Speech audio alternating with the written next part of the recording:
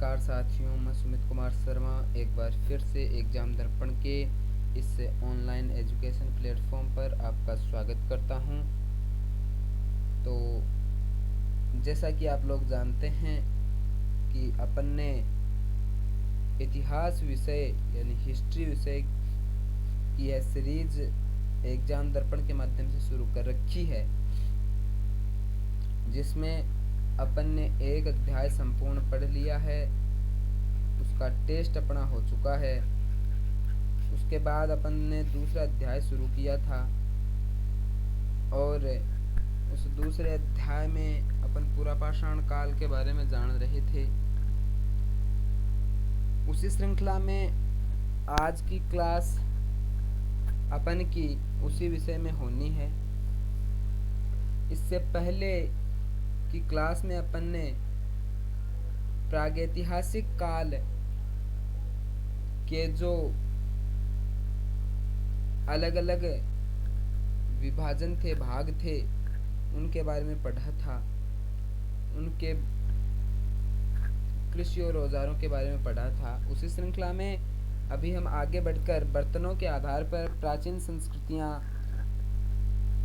पढ़ेंगे, और या फिर इसको हम यूं भी कहते हैं कि पूर्व हड़प्पा स्थल, यानी कि हड़प्पा सभ्यता से पूर्व जो स्थल थे उनके बारे में अपन अध्ययन करेंगे।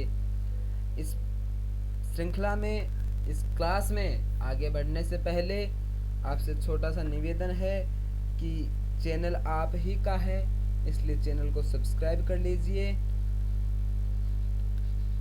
और वीडियो को लाइक कर दीजिए, बेल आइकन को प्रेस कर लीजिए ताकि आगे आने वाली हर वीडियो क्लास की नोटिफिकेशन आपको सबसे पहले मिल सके।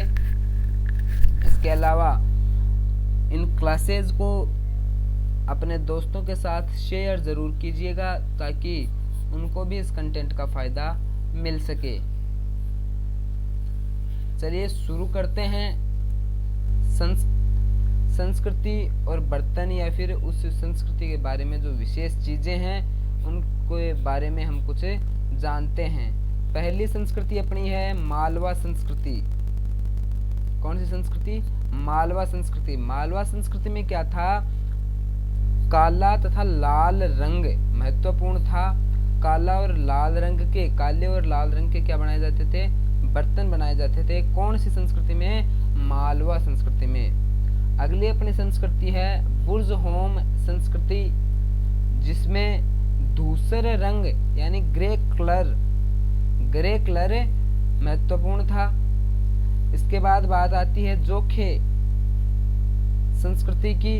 तो जोखे जो अपनी संस्कृति है उसमें लाल रंग महत्वपूर्ण था।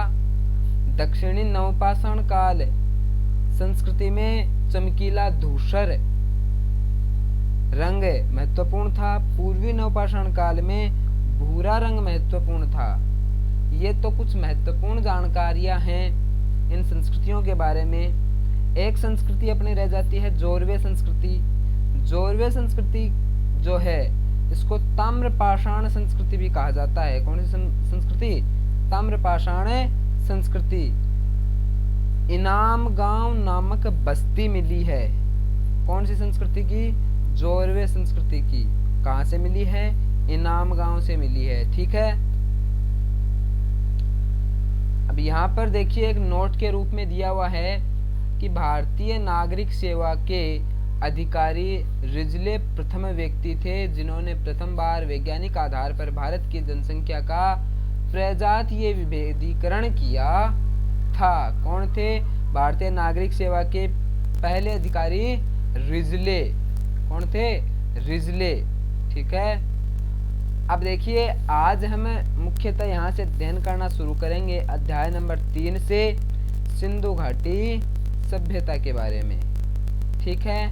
इंडस वैली सिविलाइजेशन इसको अंग्रेजी में कहा जाता है। इसके बारे में अपन अध्ययन करना शुरू करेंगे आज से।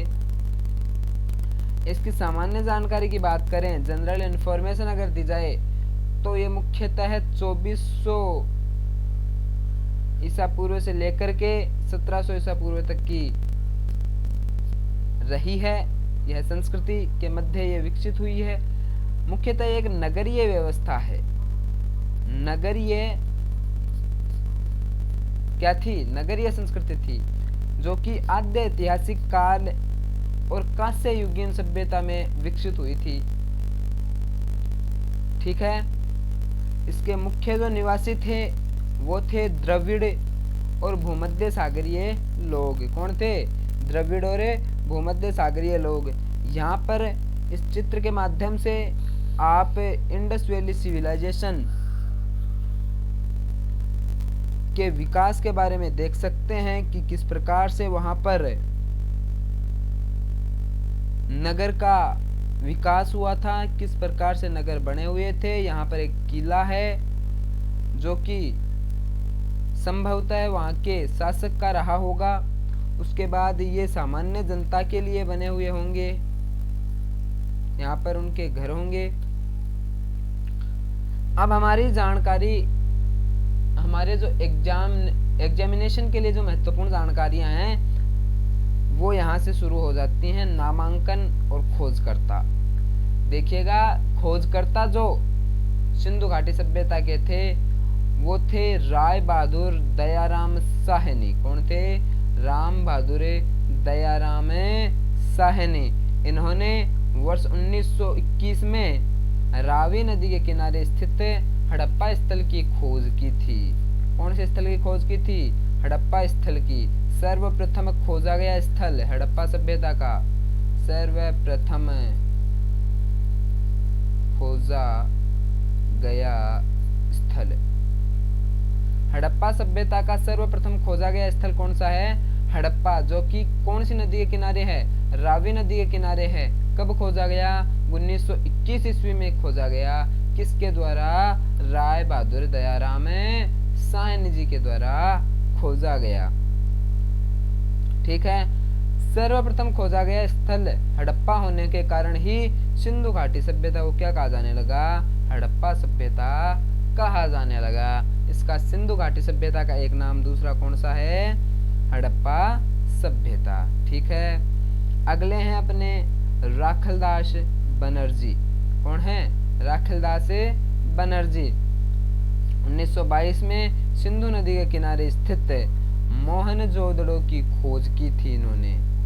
कौन से स्थान की? मोहनजोदड़ो की खोज की थी। किसने? राखलदास बनर्जी ने। कब की थी? 1922 ईस्वी में। किस नदी के किनारे है? सिंधु नदी के किनारे स्थित है। कौन सा शहर, कौन सी जगह है? मोहनजोदड़ो। इन्होंने इसको सिंधु घाटी सभ्यता नाम दिया क्योंकि इसके जो स्थल हैं वो कौन सी नदी के किनारे खोजे गए हैं? सिंधु नदी के किनारे खोजे गए हैं, इसलिए इसे सिंधु घाटी सभ्यता भी कहा जाता है। ठीक है। उसके बाद में मेसोपोटामिया के अभिलेख प्राप्त हुए हैं, जो कि यूं कहें ईरान की सभ्यता है, जिसमें इस सभ्यता में सिंधु घाटी इस अभिलेख में सिंधु घाटी सभ्यता के लिए मेलुहा शब्द का प्रयोग हुआ है। कौन से शब्द का प्रयोग हुआ है? मेलुहा शब्द का प्रयोग हुआ है।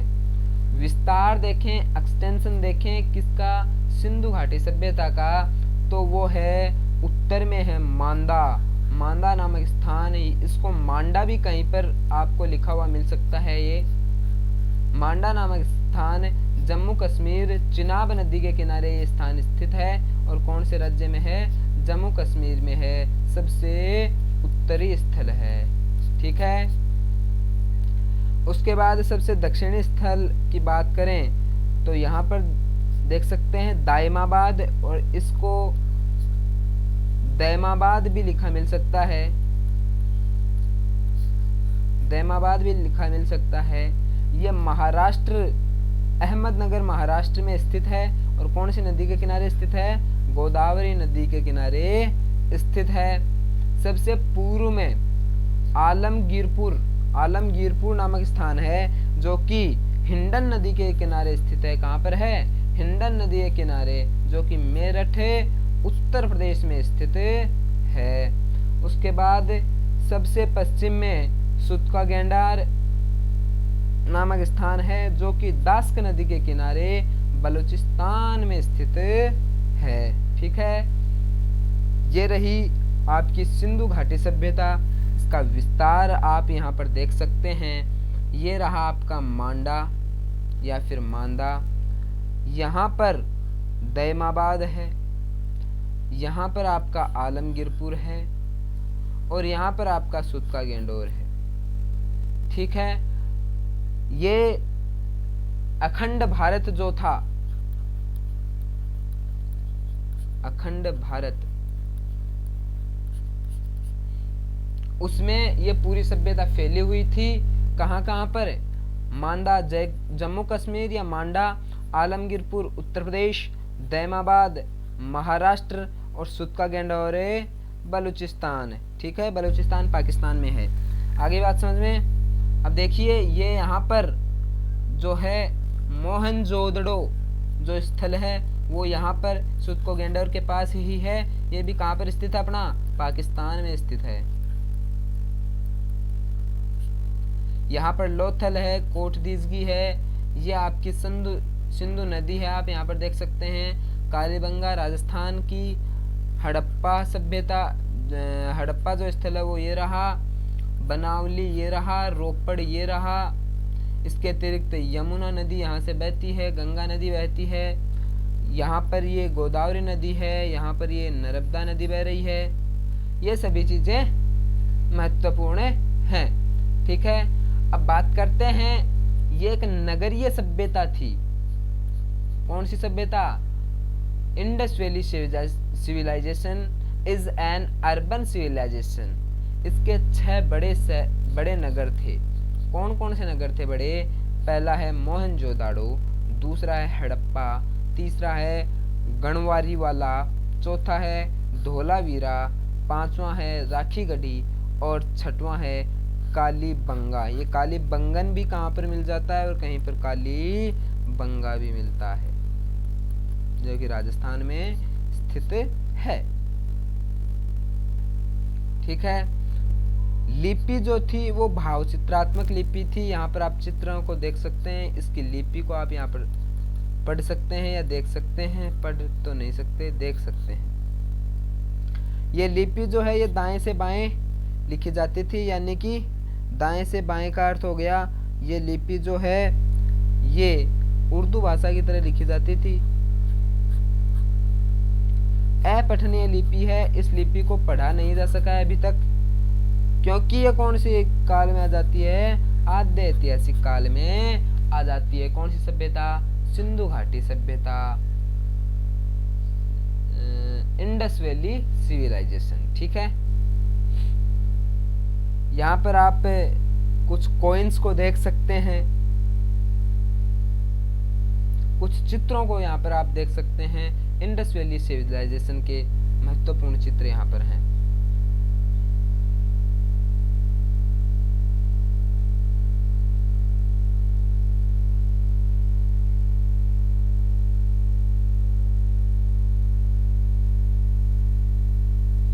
अब यहाँ पर अपन कुछ प्रमुख स्थानों के बारे में जानकारी प्राप्त करेंगे, जैसे कि हड़प्पा स्थल जो है वो रावी नदी के किनारे स्थित है और इसकी खोज जो थी वो दयाराम साहनी एवं माधव स्वरूप वत्स ने वर्ष 1921 में की थी। और यह कहाँ पर स्थित है? पाकिस्तान का मोंटगोमरी जिला जो है वहां पर स्थित है। कौन सा स्थल है? हड़प्पा स्थल है।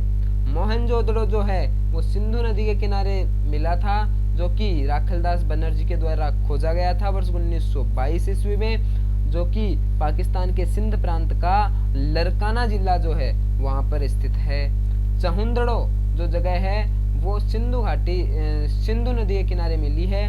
गोपाल मजूमदार नामक व्यक्ति ने इसकी खोज की थी और 1931 में इसकी खोज की गई थी, जो कि सिंध प्रांत पाकिस्तान में स्थित है। कालीबंगन या कालीबंगा इसको कहा जाता है, ये घग्गर नदी के किनारे स्थित है। इसकी खोज बीबी लाल एवं बीके थापड़ ने की थी 1953 ईस्वी में, जो कि भारत के राजस्थान राज्य के हनुमानगढ़ जिले में स्थित है। कोटदीजगी नामक स्थान, ये कोटदीजी भी मिलता है और कोटदीजगी भी मिलता है, जो कि सिंधु नदी के किनारे स्थित है। फजल अहमद ने इसकी खोज की थी 1953 में, जो कि सिंध प्रांत का खैरपुर स्थान है। इसके बाद बात आती है रंगपुर की, जो कि मादर नदी के किनारे स्थित है। इसको रंगनाथ राव ने खोजा था 1953-54 ईस्वी में, जो कि गुजरात के काठियावाड़ जिले में स्थित है। रोपड़ नामक स्थान जो कि सतलज नदी के किनारे स्थित है, इसे यज्ञदत्त शर्मा ने खोजा था 1953 से 56 ईस्वी के मध्य, जो कि पंजाब के रोपड़ जिले में स्थित है। लोथल नामक जो जगह है वो भोगवा नदी के किनारे मिली है, जो कि रंगनाथ राव के द्वारा खोजी गई थी। कब? 1955 एवं 1962 ईस्वी में उसकी पूरी खोज हुई थी, जो कि गुजरात के अहमदाबाद जिले में स्थित है।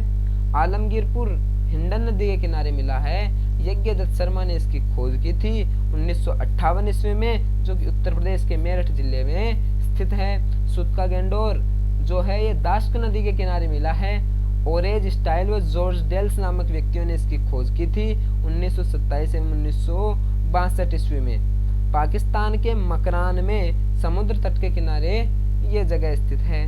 बनावली जो जगह है वो रंगोई नामक नदी के किनारे पर स्थित है, जिसकी खोज रविंद्र सिंह बिष्ट ने की थी 1974 ईस्वी में। हरियाणा के हिसार जिले में ये स्थित है।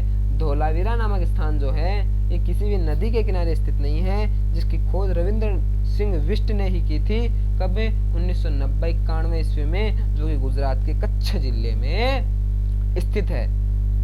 यहाँ से एक प्रश्न पूछा जा सकता है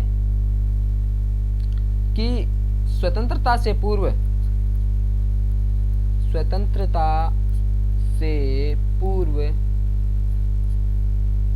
कितने हड़प्पा स्थल खोजे गए थे? कितने हड़प्पा कालीन स्थल खोजे गए थे?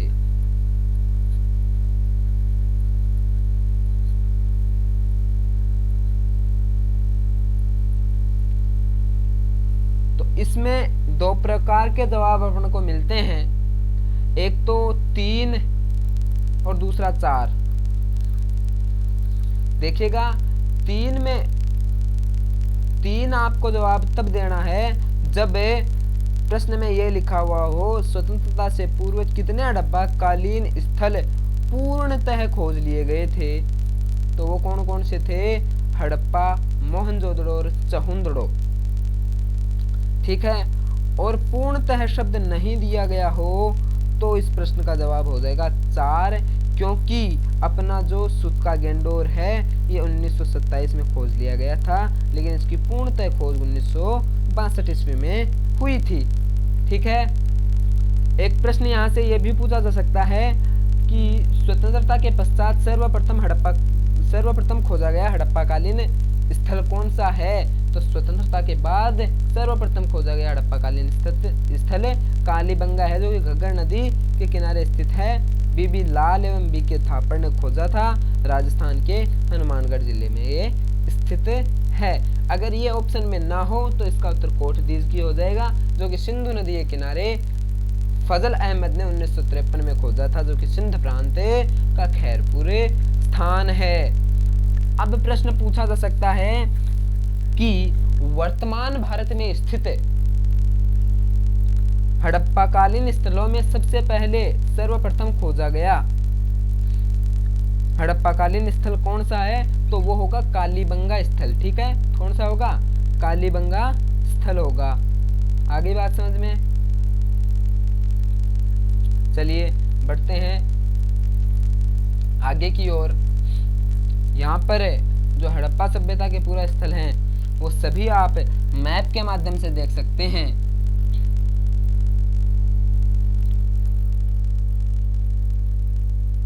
बालाकोट है, अलीमुराद है, चहुंदड़ो है, कोटदीजकी है, मोहनजोदड़ो है। ठीक है। धोलावीरा, सुरकोटड़ा, लोथल, रंगपुर, रोजदी, भगतराव, कालीबंगा, बनावली, रोपड़, मांडा, आलमगीरपुर। ठीक है। चलिए बढ़ते हैं आगे की ओर। यहाँ पर आपको मैप के माध्यम से जो महत्वपूर्ण स्थल हैं उनके बारे में बताया गया है कि किसकी खोज किसने की थी, कब की थी और यह कौन सी नदी के किनारे स्थित हैं। महत्वपूर्ण तो ये 3 हैं जो कि लाल कलर में आपके लिए दर्शाए गए हैं। हड़प्पा, मोहनजोदड़ो और चहुंदड़ो। उसके बाद धोलावीरा, लोथल, रंगपुर, कालीबंगा, बनावली, रोपड़, आलमगीरपुर, ये भी महत्वपूर्ण स्थल हैं। ठीक है,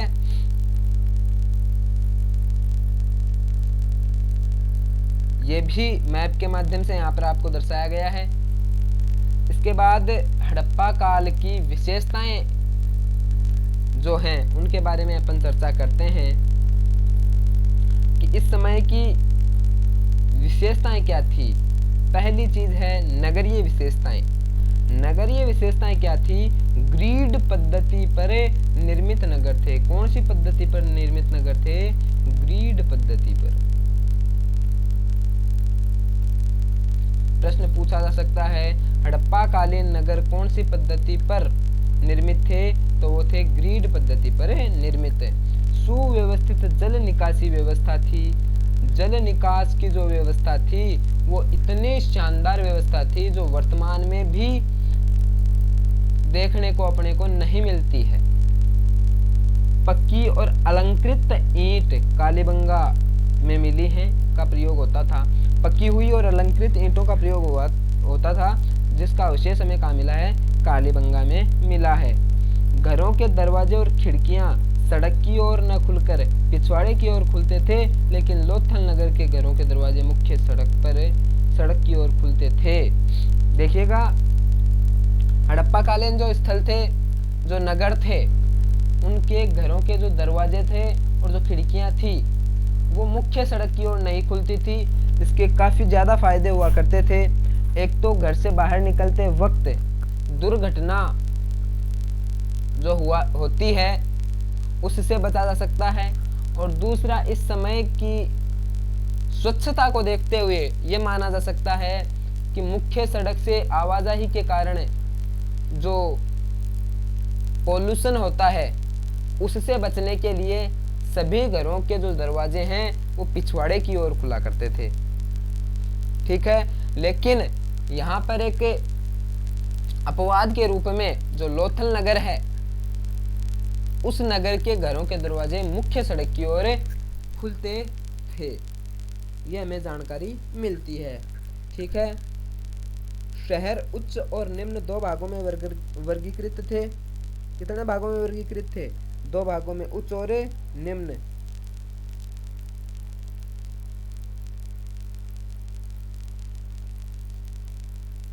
उच्च के अंदर तो यूं कहें कि उस समय का शासक वर्ग रहा करता था। शासक वर्ग, और निम्न के अंतर्गत सामान्य जनता रहा करती थी। आम प्रजा जो थी वो। उच्च भाग जो था वो किलाबंद था, जैसा कि मैंने आपको एक चित्र में दिखाया भी था कि यहाँ पर एक किला बना हुआ है। एक बार फिर से अपन उसको देख लेते हैं। यहाँ पर ये देखिए, यहाँ पर ये किला बना हुआ है, किला बंद है। ये उच्च वर्ग के लिए है, यानी कि शासक वर्ग के लिए है।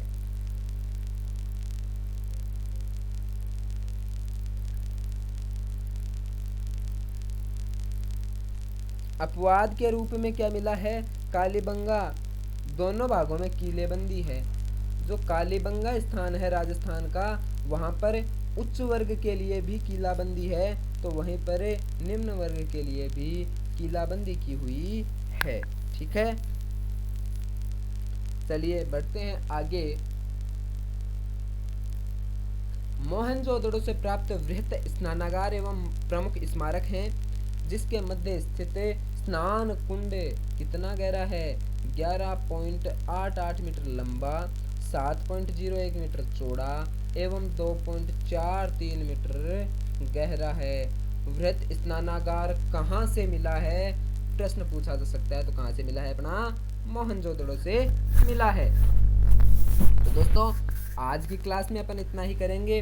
कल की क्लास में अपन कृषि और पशुपालन शुरू करेंगे। तो चैनल को सब्सक्राइब कर लीजिएगा और बेल आइकन को प्रेस कर दीजिएगा ताकि आगे आने वाली हर वीडियो क्लास की नोटिफिकेशन आपको सबसे पहले मिल सके।